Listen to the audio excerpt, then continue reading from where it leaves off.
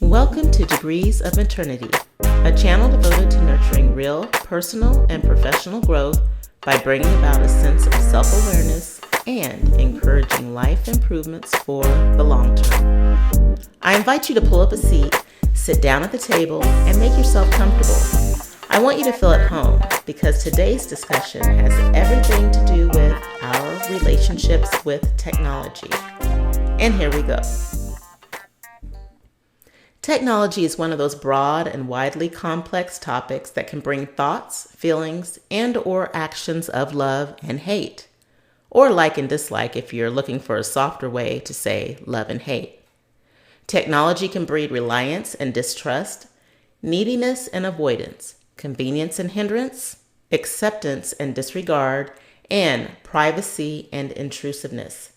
And I know for a fact that there's no way to address the importance and prevalence of technology in today's society in a matter of a video or two, or even a half dozen. But I'm going to do my best to shed some light on how technology is interwoven throughout every possible facet of our lives, whether we want it to be or not. There are so many directions that I could take a discussion on technology and how it affects us each day. But I've decided to take the next several videos and devote them to our relationships with technology in how we work, how we learn, and how we communicate. I would say that these three focuses are heavy hitters in terms of technology options and use. So I'm going to make an attempt to explore how each focus plays a vital role in how we function individually and how we interact with others. Next week, we'll look at technology in the workplace, followed by technology for educational purposes the week after, and then follow up with technology used in formal and informal communications the week after that. Now, I must stop to say that I'm definitely one of those individuals who has a love-hate relationship with technology.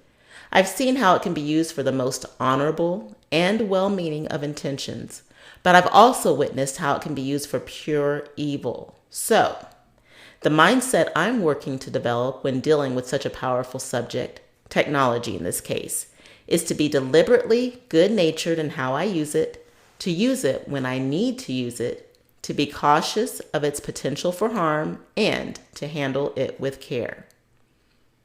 Now, I'm not going to act like I don't seek technology for entertainment purposes. When I stated that part of my mindset on technology involves me partaking of it only as needed, that includes using it for entertainment purposes as well. And it's okay to be regularly entertained. I don't know anyone on this earth who is all work, no play, all of the time. So, tech for entertainment purposes has its appropriate place and time. And in my opinion, technology can be very instrumental in helping us, human beings, develop and maintain a healthy mental and physical balance in our lives. To give you a little more insight into how I personally have perceived technology in the work I do, I've decided to reference some content I stated in my debut book, self-published back in September of last year.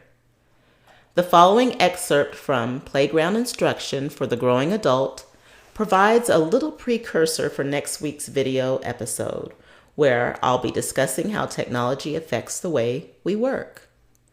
This discourse follows the question I posed, which states my confession to being technologically challenged. Here's the question: how could I possibly run a business that is heavily driven by an online presence? And here's the honest response I provided in my book. My children tease me occasionally about my unwelcomed ability to break technology/electronics in my home. This is not entirely true, though. I can't help it if devices mysteriously break or stop working at the touch of my hand.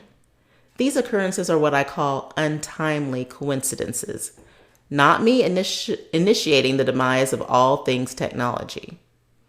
What I will admit to is the fact that some technology makes me uncomfortable. I've never been one to tinker with things, wonder how their inner workings function, or be mechanically inclined in any sense of the term. And while I can navigate my way around a computer just fine, I'm far from being fluent in tech talk and in the working knowledge of all the many programs that one needs to successfully run an online business. I'm having to learn my blogging and YouTube platforms, video editing software, social media platforms, email marketing, affiliate marketing programs, graphic design technology, search engine optimization techniques, ebook and paperback publishing systems, and so much more. What have I done to overcome technological limitations? Well, I perform what's in my level of expertise to do, and I simply research to find answers for what I don't know. And when I need a tech whiz to come to the rescue, I seek assistance from family, friends, peers, mentors, and professionals who have the technological know-how for the task at hand. And there you have it. Me and technology don't always jive when it comes to carrying out the work that I do. Now, I wouldn't say that I have an aversion to technology for work, because I undoubtedly recognize how handy it is when you know how to use it properly and how it can create some efficiencies that will save time, money, and wear and tear on the old body. So I'm not knocking technology.